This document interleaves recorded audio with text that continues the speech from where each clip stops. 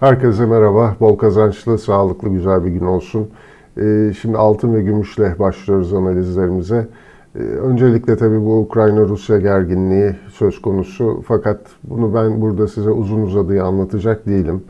Ee, Evet, altın ve gümüş üstünde ciddi riskler oluşturuyor. Yukarı yönü destekleyen bir süreç. Ancak bunun nereye evrileceği veya ne gibi gelişmeler olacağı, altını ve gümüşü daha ne kadar destekleyebileceği, burada bir savaş çıkacak mı çıkmayacak mı bunlar benim konum değil, benim alanım değil. Haddimi aşmış olurum. Kahve köşelerinde yapılan sohbetlerin de ötesine geçmeyecektir.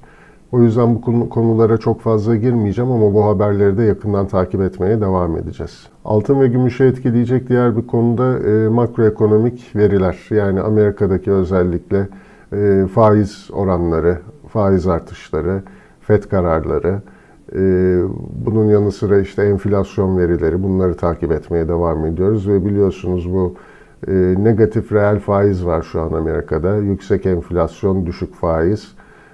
Bu sebepten dolayı da enflasyondan korunmak adına altın ve gümüşe yatırımın geleceğini, altın ve gümüşte yükselişlerin geleceğini hep düşündük. Bu yöndeki düşüncelerimi de korumaya devam ediyorum. Ancak şunu da hiçbir şekilde unutmamamız lazım. Makroekonomik veriler dünün verileridir. Piyasalar ise yarının verilerine bakarak, yarın olasılıklara bakarak fiyatlama yapar. O yüzden de teknik analiz vardır. Bizim için teknik analiz önemlidir. Kendimizi bilmediğimiz gelişmelerden, beklenmedik gelişmelerden koruyabilmek için vardır. O yüzden de öncelikle stoplarımızı belirleyeceğiz, stop seviyelerimize sadık kalacağız ve piyasada oluşan arz-talep dengesine göre kendimizi korumaya çalışacağız.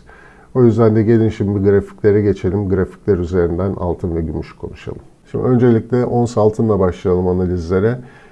Dünkü analizimde bahsettiğim yukarıda 1916-1908 direnç bölgemiz vardı. Şu destek bölgesinden 1890-1882 aralığından başlayan yükseliş burada şu an için bir satışlarla karşılaşıyor. Bu düşüşün aşağıda 1890-1882 aralığına kadar devam etmesi yükselişin aslında sürdüğünü bize gösterecek. Henüz şu dipten başlayan yükselişin 1853-1845 dibinden başlayan bu yükselişin düzeltmesinin dahi gelmediğini söyleyebileceğiz aslında. Burada düzeltme olarak görebileceğim destek bölgesi 1877-1868 aralığından geçiyor.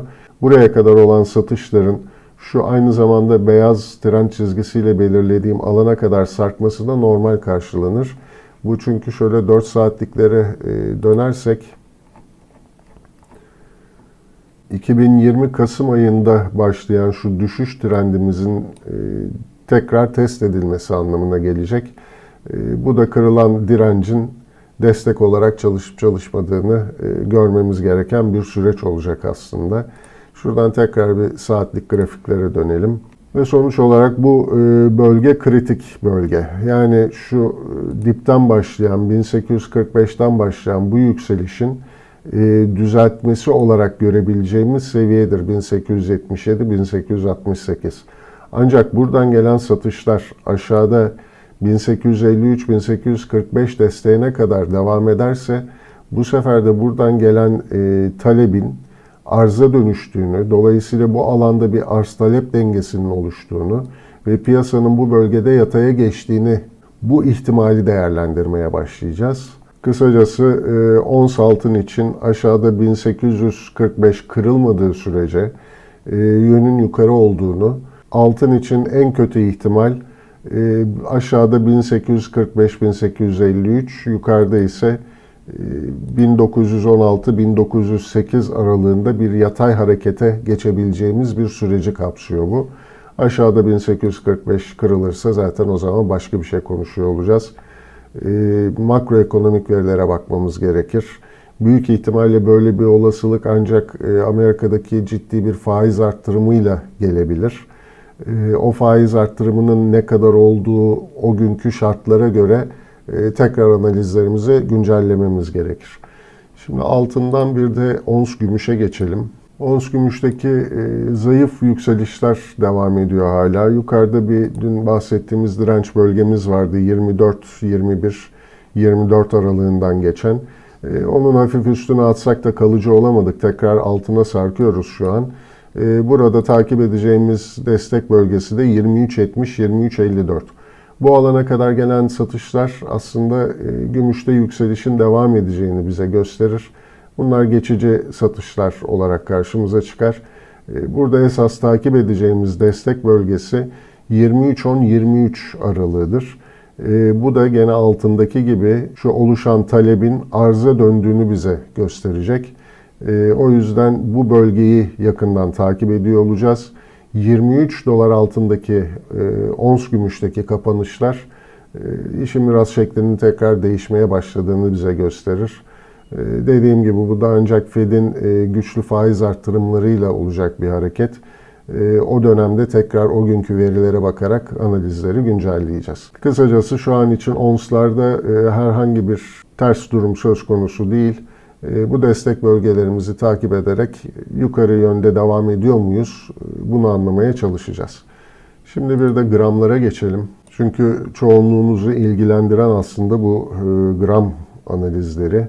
Şimdi gram altında dün gene takip ettiğimiz direnç bölgemiz 837-832 aralığıydı.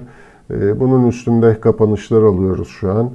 Buradaki destek daha çok dolar Türk lirasından geliyor. Dolar Türk lirasında ciddi yükselişler yaşadık. 13.65 direncimiz vardı. Bu direnci kırarak şu an 13.90'lara doğru bir hareket yapıyoruz.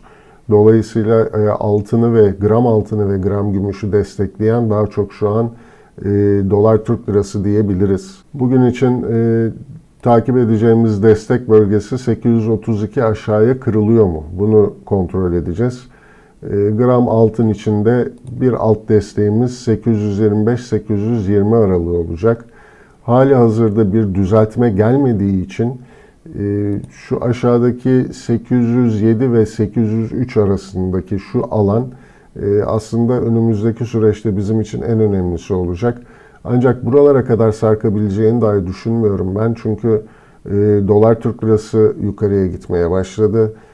Bu Ukrayna-Rusya krizi daha ne kadar devam eder onu gerçi bilemeyiz ama dolar Türk lirasındaki yükselişlerden ötürü ons tarafından bir negatif durum yaşansa dahi gram altın ve gram gümüşün güçlü duracağını düşünüyorum. Burada kısa vadeli stop olarak düşünebileceğimiz destek bölgesi 825 ile 820 aralığıdır. Bir süreliğine burada uzak durulabilir gramlarda. Fakat aşağıya olan bu sarkmalar, düşüşler dolar Türk lirası tarafı kontrol edilerek alım fırsatı olarak da değerlendirilmelidir. Şimdi bir de gram gümüşe bakalım burada neler oluyor. Dün bahsetmiştim gram gümüşte şu 10.62 direncine kadar ulaşamadık bile diye. Bu gümüşteki zayıf duruşu aslında anlattığım bir süreçti, bir analizdi. Bunun üstünde direnç bölgesi olarak gördüğümüz 10.89-10.76 bölgesi var. Buraya kadar gümüş geldi fakat tekrar buradan bir satış görüyoruz. Yani şu an için gümüş tarafı çok zayıf durmaya devam ediyor. Ancak bu tür durumlarda genelde yaşanan şeydir. Bu önceki analizlerde de bahsettim. Gümüş arkadan gelir. Altın yükselişini tamamladıktan sonra hatta zaman zaman gümüşte çok sert alımlar görürüz. Dolayısıyla evet şu an için gümüş yatırımcısını üzüyor olabilir.